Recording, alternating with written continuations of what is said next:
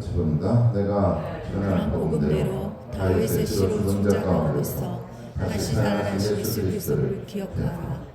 복음으로 말미암아 죄인과 같이 매이는 데까지 하나님을 받았으나 하나님의 말씀은 매이지 아니하니라.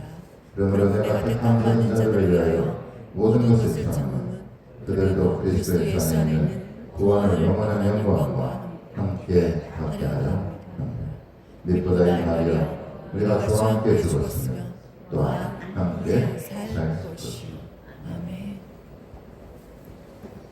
오늘 말씀은 주님과의 동행이라는 제목의 말씀을 가지고 같이 은혜를 나누겠습니다.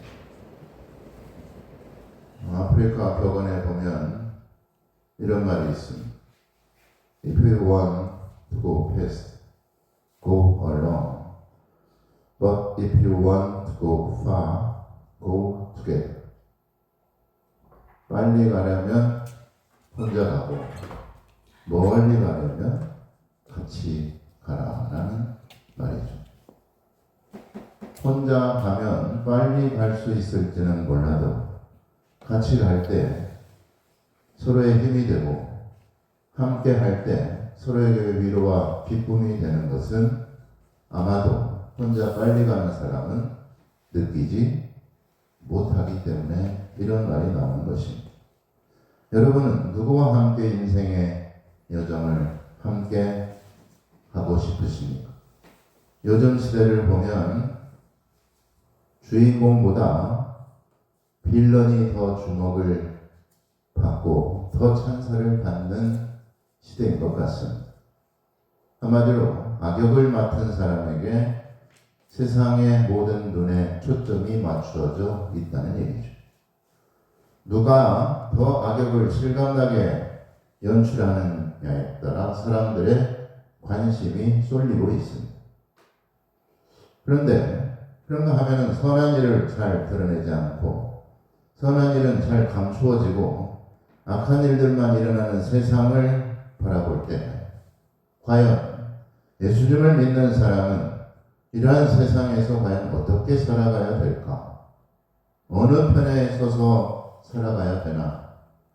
적어도 우리가 생각해야 되는 것은 믿음이 아닌 것에 대하여 분별할 줄 알아야 되고 진실이 아닌 편에 서서 살아가서는 안 된다는 것입니다.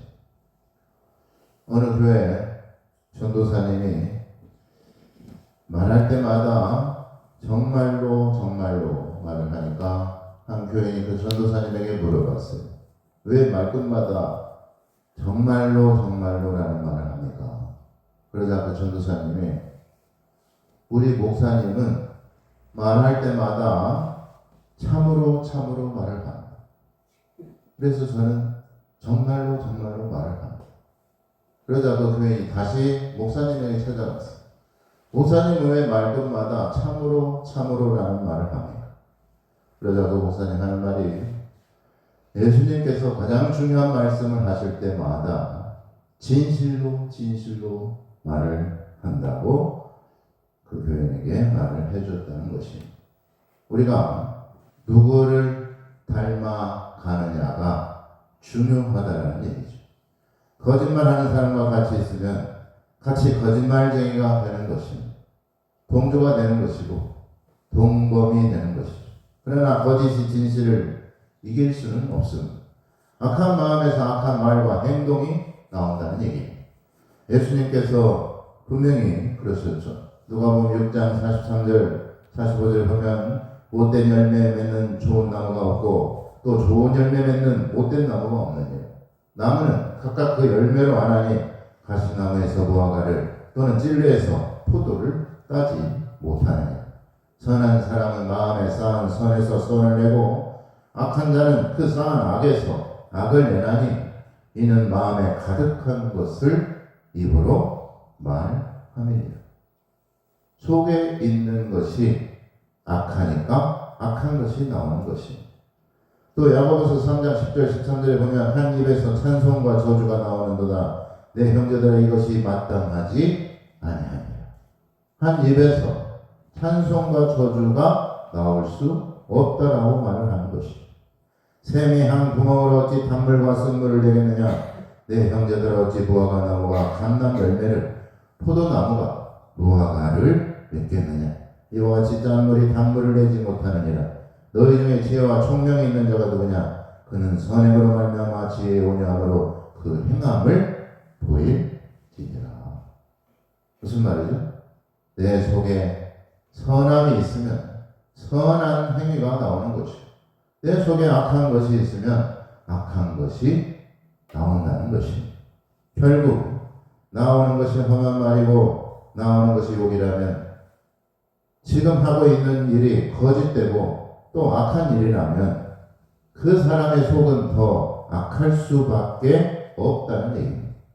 속에 있는 것이 그대로 나온다는 얘기죠. 우리는 내 속의 죄를 해결할 능력이 없습니다. 오직 우리의 죄를 해결하기 위해서는 내 안에 예수 그리스도를 영접하고 십자가의 보혈로 자유함을 얻을 수가 있다는 것입니다. 보통 가르쳐주지 않아도 나쁜 짓은 빨리 배우는 것을 볼 수가 있죠. 그러나 선한 일은 노력하고 힘을 쓰고 애를 써야 그 선한 의지를 유지할 수가 있습니다. 선하지도 않고 지혜롭지도 않을 것을 우리는 분별해야 되는 것입니다. 선한데 지혜롭고 악한 데는 미련하라고 했죠. 그런데 반대로 선한 것은 아무것도 모르고 악한 것에만 빠르게 적응하면서 살아간다면 그 사람이 어떻게 선한 삶을 살아갈 수가 있겠느냐는 것입니다. 또 어떤 일이든지 그게 생명을 살리는 일인지 생명을 빼앗아가는 일인지 우리가 구분하며 분별할 줄 알아야 된다는 얘기입니다. 하나님의 뜻인 것인지 마귀의 뜻인 것인지 분별하기 위해서는 우리가 영적으로 깨어 기도해야 되는 것입니다. 그래서 성경에서 성령 충만함을 받으라 라고 말씀하고 있는 것입니다. 그래서 새롭게 변화되고 거듭나라고 말씀하고 있는 것이죠. 거듭나지 않고는 천국의 삶을 살아갈 수가 없으며 예수님과 동행하지 않고는 하나님의 일을 알 수도 없고 하나님의 복음을 전할 수도 없는 것입니다. 하나님께 속한 사람이 아닌 사람이 어떻게 하나님의 일을 할 수가 있겠느냐는 것이죠. 예수님께서 왜 십자가에 달리셨습니까? 무엇 때문에 죄 없으신 예수님께서 험한 십자가를 지셔야만 했을까? 세상 죄를 지신 어린 양을 보라라고 이사야 선지자는 말하고 있죠. 죄 때문에 그렇습니다. 세상과 인간의 죄 때문에 예수님께서는 죄 없이 십자가를 지셔야만 했던 것이죠. 회개하지 않는 마음 때문이며 죄로 물든 인간과 세상의 거짓과 탐욕이 예수님을 십자가에 못 박았던 것입니다. 세상의 어둠과 인간의 고지와 악한 마음으로 하나님의 말씀에 불순종했기 때문이고 예수님을 끝내 배반했기 때문이라는 얘기입니다. 그렇기 때문에 우리가 분별하는 지혜와 성령을 우리는 항상 구해야 되는 것입니다. 적어도 그리스도인이라면 예수님과 동행하는 삶을 살아가기 위해서 살아가야 된다는 얘기입니다. 이건 선택이 아니라 필수인 것입니다. 우리가 지역 성도에게 주님과 동행하며 삽시다. 주님과 동행하며 삽시다. 어떤 순간에도 어떤 상황에도 예수님의 마음을 닮아가려고 우리는 애를 써야 됩니다. 생명을 가졌다면 생명을 전해야 되는 것이죠. 호랑이가 야성을 잃으면 이미 그 호랑이는 호랑이가 아닌 것입니다. 복음을 전하는 사람이 복음에 빠지면 뭐가 될까요? 세상 사람들과 불신자들과 똑같이 되는 것입니다.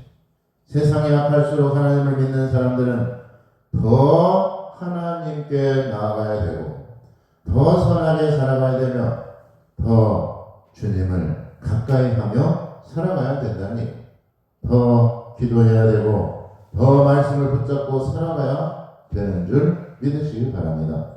생명이 어디서부터 옵니까? 하나님께로부터 오는 것이. 진리가 누구의 것입니까? 예수님의 것입니다. 나는 길이요 진리요 생명이라라고 예수님께서 말씀하고 있죠. 나로 말미암지 않고는 아버지께로 올 자가 없다라고 분명히 말씀하고 있습니다. 아들이 있는 자에게 생명이 있고 아들이 없는 자에게는 생명이 없다라고 성경은 분명하게 말씀하고 있습니다. 여러분은 누구와 동행하고 있습니까? 내 마음, 내 안에 무엇이 있습니까? 분노가 있는 사람은 결국 자기 분노로 인해서 망치게 될 것이고, 마음에 불평과 불만이 있는 사람에게서 감사가 나올 리는 없는 것입니다. 무엇이든 더럽고 추한 것은 바로 안에서 나오는 것입니다. 내가 먼저 변화되고 내가 먼저 그러므로 새로워져야 된다는 얘기죠. 마가복음 7장 15절 16절에 예수님께서 이런 말씀을 하십니다. 무엇이든지 밖에서 사람에게로 들어가는 것은 능히 사람을 더럽게 하지 못하되 사람 안에서 나오는 것이 사람을 더럽게 하는 것이니라. 그러면서 주님께서 그 말씀에 대해서 자세하게 부연 설명을 하십니다. 마가복음 7장 21절 23절에 보면 속에서 그 사람의 마음에서 나오는 것은 악한 생각 곧 음란과 도둑질과 살인과 간음과 탐욕과 악독과 속임과 음탕과 질투와 비방과 교만과 우매함 이 모든 악한 것이 다 속에서 나와서 사람을 더럽게 하느니라. 더 쉽게 말하자면 사람에게 사람이 먹는 음식들을 어떻게 합니까? 깨끗이 씻어서 청결하게 다듬어서 그렇게 먹지 않습니까? 그런데 그 음식이 나올 때는 어떨까요? 입에서 나오는 것은 그나마 봐줄만 하겠지만 네? 뒤에서 나오는 것은 어떻습니까? 깨끗합니까? 네. 악취가 나고 고약한 냄새가 나는 것이죠. 결국 들어가는 것이 우리를 악하게 하는 것이 아니라 나오는 것이 우리를 더럽게 하고 악하게 한다는 것을 우리가 알 수가 있습니다. 사실 아무도 모르게 선한 삶을 살아가는 사람이 드러내놓고 자기 자랑을 하는 사람보다 그 사람이 더 진실하고 더 선하다고 생각하지 않는 사람은 이 세상에 아무도 없습니다. 그러나 우리는 대부분 눈에 보이는 대로 판단하고 그게 마치 전부인 것처럼 착각하며 살아가고 있다는 얘기죠. 더 좋은 것, 우리를 더 진실하게 하고 더 살만나게 하고 더 행복하게 하는 것이 과연 무엇일까요? 오히려 눈에 보이지 않는 것이고 겉으로 드러나지 않는 세계라는 것을 우리는 깨달아야 되는 것입니다. 마음 상태가 좋아야 다 좋아 보일 수가 있습니다. 그러므로 우리가 보이는 것이 전부가 아닙니다. 또한 내가 아는 것이 전부가 아니라는 말씀이죠. 철학의 시조가 누굽니까? 그리스의 소크라테스가 있습니다. 소크라테스는 아주 유명한 말을 남겼죠. 무지의 자각이라고 했습니다. 내가 모르는 것을 아는 것이다. 내가 모르고 있다는 것을 아는 것이 지혜다. 그러니까 왜 빈 깡통이 요란하고 빈 수레가 시끄럽잖아요. 꼭 모르는 인간들이 설치되고 꼭 모자란 인간들이 나서는 거예요. 내가 모르는 것을 아는 것이 바로 지혜다. 교만한 사람들이 자기 자랑을 하는 사람들이 오히려 요란한 것이죠. 정말 인생의 깊이를 아는 사람들이 오히려 지혜 있는 사람인 것이요. 지식을 굳이 드러내지 않는 것을 볼 수가 있습니다. 정말 거부는, 정말 부자는 돈 자랑하지 않습니다. 마하트마 간디는 이런 말을 했어요. 세계는 바꿀 수 있지만 세계는 지배할 수 없다. 무슨 말이죠? 폭력과 권력으로 세상을 지배하는 것보다 내 자신이 먼저 변화되고 나부터 새로운 삶을 살아가지 않는 한 결코 세상은 변하지 않는다는 얘기입니다.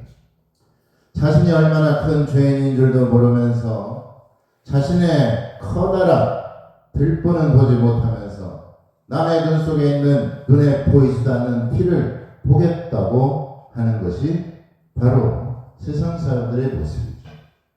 주님께서 그래서 그것을 질타한 적이 있습니다. 사실 죄인들은 자신의 죄를 감추기 위해서 오히려 남의 죄를 들추어내고 남을 지적하고 살아갑니다. 그러나 진실을 안다면 그게 얼마나 어처구니 없는 것인지 알 수가 있죠. 진리이신 예수님 앞에서 우리는 얼마나 또 진실하게 살아가고 있습니까? 먼저 자신의 속이 어떤가를 우리는 살펴봐야 된다는 얘기입니다. 온갖 악독하고 지독한 죄로 가득 차 있다면 먼저 내 안부터 청소하고 나부터 새로워져야 된다는 얘기입니다. 내 꼬라지가 거짓골인데 누구한테 옷을 잘 입었다 없다 말할 수가 없다는 얘기입니다. 내 안에 무엇을 가지고 있느냐에 따라 있는 대로 보게 되는 것이고 또 그렇게 보이는 것이 내 마음이 두엄자리인데 아무리 좋은 상황이 된들 그게 결코 좋아 보일 리도 없으며 또 좋아지지도 않는다는 얘기입니다. 안부터 깨끗해야 됩니다. 집에서 매일 싸우고 집안이 시끄러운데 밖에서 일이 잘 풀릴 리가 없겠죠. 늑대가 아무리 순한 척 하면서 수십 년 동안을 사냥을 멈추고 수십 년 동안을 풀을 먹는다고 해서 늑대가 양이 되지는 않습니다. 거듭남이 뭡니까? 우리는 누가 창조하셨습니까? 오직 하나님만이 악으로 가득 찬 죄로 물든 세상과 마음을 새롭게 하실 수가 있습니다. 거듭나지 않고는 아버지께로 올 수 없다고 하신 말씀을 우리는 분명히 똑똑히 기억해야 됩니다. 또 거듭나야 하는 이유를 우리가 분명히 깨닫고 살아가야 되는 것입니다. 죄의 무게 때문이라도 우리는 하늘에 올라갈 수가 없습니다. 죄가 없어야 되는 것이죠. 그 죄를 누가 감당하셨습니까? 예수님께서 우리의 죄를 사해 주신 줄 믿으시길 바랍니다. 예수님만이 우리를 죄악에서 또 사망에서 건져주시는 분이시라는 것을 믿으시길 바랍니다. 주님만이 우리를 저주와 심판에서 구원하실 유일한 분이신 줄 믿으시기 바랍니다. 그러므로 주님과 동행하시기를 바랍니다. 우리가 주님과 동행하기를 멈추는 한 우리는 더 이상 하나님의 뜻대로 살아가지 못하며 반대로 우리가 주님과 동행하기를 멈추지 않는 한 우리는 언제나 하나님의 뜻대로 살아갈 수가 있게 된다는 것을 믿으시기 바랍니다. 따라서 한번 해볼까요? 동행하기를 멈추지 말자. 동행하기를 멈추지 말자. 주님과 함께 가시기를 바랍니다. 주님과 동행하시기를 바랍니다. 또 한 가지 분명하게 알아야 될 것은 거듭난다는 것에 대해서 거듭남이란 과연 무엇인가에 대해서 우리가 분명히 알아야 돼요. 우리가 거듭난 것처럼 과연 흉내를 낸다고 해서 거듭난다라고 말할 수 있을까? 거듭남은 예수님만이 우리를 거듭나게 하실 수가 있습니다. 성령만이 우리를 거듭나게 할 수가 있습니다. 어떠한 인간적인 방법이나 노력으로도 세상의 경험과 수단으로도 결코 거듭날 수 없습니다. 거듭나게 하실 분은 생명을 주신 하나님만이 거듭나게 하실 수가 있다는 말씀이죠. 그래서 거듭남은 예수를 믿는 믿음의 역사로만 일어난다는 것입니다. 우리가 거듭난 자처럼 살아가려고 한다고 해서 그렇게 되는 것이 아니라는 것을 분명히 알아야 됩니다. 흉내낸다고 그럴듯하게 보인다고 거듭난 것이 것이 아닙니다. 부활을 갖다 붙인다고 부활하는 것이 아니라 예수님의 십자가의 죽으심과 부활을 믿을 때 부활하는 것을 깨달아야 돼요. 문제는 그 믿음으로 주님과 동행하며 살아가고 있어야 된다는 것이죠. 선한 목자에게 유기성 목사는 이런 말을 했어요. 예수님과 동행하는 삶을 사는 것은 너무나 당연한 일이지만 자부심을 갖고 실천하며 살아가는 사람들은 참 드문 것 같습니다. 동행일기를 쓰며 매일 은혜를 기록하기를 바라며 예수 그리스도께서 우리 마음 안에 계심을 믿고 예수님과 동행하는 삶을 시작해 친밀한 동행의 역사를 경험하기를 바란다라고 말하고 있죠. 우리가 다른 건 몰라도 정말 경험해야 될 믿음의 동작은 무슨 동작이냐면 예수님과 동행하는 것입니다. 예수님을 떠나서는 어떤 것도 은혜가 아니며 주님 없이는 선한 삶을 살 수 없다는 것을 우리가 철저하게 깨닫는 것이 바로 거듭난 삶의 모습이라는 얘기입니다. 우리가 많이 부르는 찬양으로 은혜 없이는 살 수 없다라고 찬양은 잘 하지만 찬양만이 아니라 내 삶 속에서 그 은혜의 삶의 실천이 나와야 된다는 얘기입니다. 내 삶에서 그 고백이 나와야 된다는 얘기죠. 찬양으로만 따라 부를 게 아니라 내 삶 속에서 은혜 없이는 살 수 없다는 것을 깨닫고 경험하며 살아가야 된다는 얘기입니다. 내 삶에서 그대로 녹아져 내려 예수님과 동행하는 삶을 살게 되어야 된다는 얘기입니다. 그게 아니고서는 우리가 선한 삶을 지속적으로 살아갈 수 없습니다. 선한 삶을 집행할 수가 없다는 얘기입니다. 또한 유기성 목사는 우리가 죄를 짓고 죄에 빠져 살아가는 이유는 결국 내 안에 예수님이 계시는 것을 믿지 않기 때문이라는 것이다. 내 안에 예수님께서 함께 하시지 않고 있다면, 또 내 안에 예수님께서 함께하고 있는 것을 믿지 않고 있다면 그 사람은 죄와 어둠에 빠져 살아갈 수밖에 없다는 얘기입니다. 내 안에 거하는 영이 거짓의 영이고 세상과 어둠의 영이라면 우리는 어떻게 선한 삶을 살아갈 수가 있겠느냐는 것입니다. 그리고 우리가 주님과 동행하면 겸손하게 됩니다. 주님의 겸손을 우리는 배워야 되는 것입니다. 베드로전서 5장 5절에 겸손한 자는 온 세상을 얻지만 교만한 자는 가진 것조차 다 잃는다고 말하고 있죠. 하나님께서는 겸손한 자에게 은혜를 주시는 분이십니다. 겸손은 그리스도인의 가장 큰 덕이라고 할 수가 있죠. 그리스도인의 최상의 성품이 바로 겸손함인 것입니다. 예수님께서 요한복음 15장 포도나무 비유에서 가지가 포도나무에 붙어 있어야지만이 열매를 많이 맺는다고 말씀하시면서 내 안에 거하라 라고 말씀하고 있죠. 나를 떠나서는 너희가 아무것도 할 수 없다라고 말씀하고 있습니다. 한창수 목사님이라고 계십니다. 그분은 어린 시절 아주 극심하고 어려운 환경 속에서 성장했습니다. 어머니는 암 투병 끝에 어린 시절에 세상을 떠났고 아버지는 그 가정을 등지고 떠나버렸습니다. 형제들마저 각자의 길을 택하며 홀로 남겨진 그의 삶은 그야말로 어둠과 외로움과 혼란뿐이었습니다. 누군가의 사랑이나 보호를 기대할 수 없었던 상황에서 그는 혼자 세상과 맞서 싸워야 했습니다.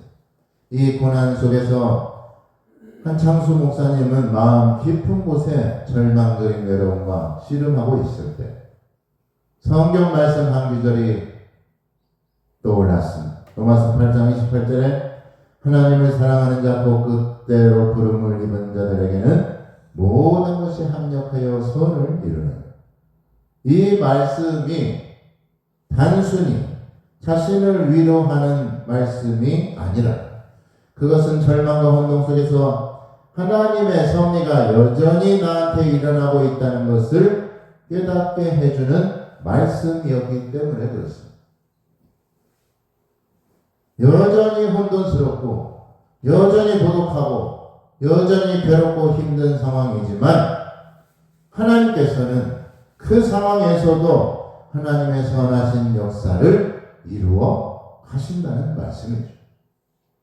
그는 이 말씀을 묵상하며 자신이 비록 지금은 고난과 혼돈 속에 있지만 하나님께서 모든 것을 합력하여 선을 이룬다는 소망을 그는 마지막으로 갖게 되었다는 얘기예요. 이 말씀은 그의 삶을 새롭게 정돈해 주었으며 삶의 깊은 구동에서 일어나는 힘이 되었다라고 고백하고 있습니다. 자신의 고난이 단순히 고통으로 끝나지 않고 하나님의 선하신 뜻을 이루어가는 과정임을 그는 새삼 깨닫게 되었다는 것입니다. 하나님과의 관계가 더 깊어졌고 더 가까워졌다라고 고백하고 있습니다. 오히려 고난과 환난을 통해서 하나님께 더욱더 가까이 되게 되었음을 깨닫게 될 것입니다. 우리에게 어떤 고난과 어떤 시련과 어떤 어려움이 있습니까? 그 고난은 오히려 하나님의 선하신 일을 이루기 위한 과정이라는 것을 우리가 깨달아야 됩니다. 그래서 다윗은 뭐라고 고백합니까? 고난도 유익하다라고 고백하고 있는 것. 어려움과 고통으로 낙담하고 낙심할 것이 아니라 우리는 주님을 더욱더 가까이 하는 삶을 살아가야 되는 것입니다. 오히려 시련과 역경이 기회가 되는 줄 믿으시길 바랍니다. 끝으로 주님과 동행하는 삶은 어떤 삶을 말하냐면 용서하며 사랑하며 살아가는 삶을 말합니다. 사랑의 원자탄이라고 하는 손양원 목사님은 이런 말을 했습니다. 용서만으로는 안 된다 라는 말을 했습니다. 용서가 다인 줄 알았더니 용서만으로는 부족하다는 얘기입니다. 뭔 말입니까? 주님께서 뭐라고 말씀하셨죠? 원수를 사랑하라 라고 말씀을 했습니다. 또 제자가 그랬죠. 죄인을 몇 번을 용서해야 됩니까? 예수님께서 뭐라고 말씀합니까? 7번씩 70번까지라도 용서하라. 또 어떤 사람은 490번만 딱 용서하고 491번째는 용서하자. 그 말이 아니에요. 그 말이 아니고 끝까지 용서하라는 말이죠. 끝까지. 그 사람이 회개하고 돌아서는 한 용서하라는 얘기예요. 그러니까 손양원 목사님 말이 맞지 않습니까? 용서만으로는 안 된다는 얘기예요. 끝까지 사랑하라는 얘기죠. 용서를 넘어선 사랑을 말하고 있는 것입니다. 예수님께서 우리를 어떻게 사랑하셨습니까? 십자가에 못 박혀 돌아가실 때에도 십자가에 못 박은 자들을 위해서 하나님께 뭐라고 기도를 했습니까? 저들을 용서하여 주시옵소서. 그거는 여러분 용서를 넘어선 사랑이 있었기 때문에 그렇습니다. 일제강점기 때 신사참배를 반대하며 옥에서 숨을 거둔 주기철 목사님은 이렇게 기도를 했습니다. 하나님이시여, 당신은 사람들이 다 외면한 거린과 납병 환자의 친구가 되셨습니다.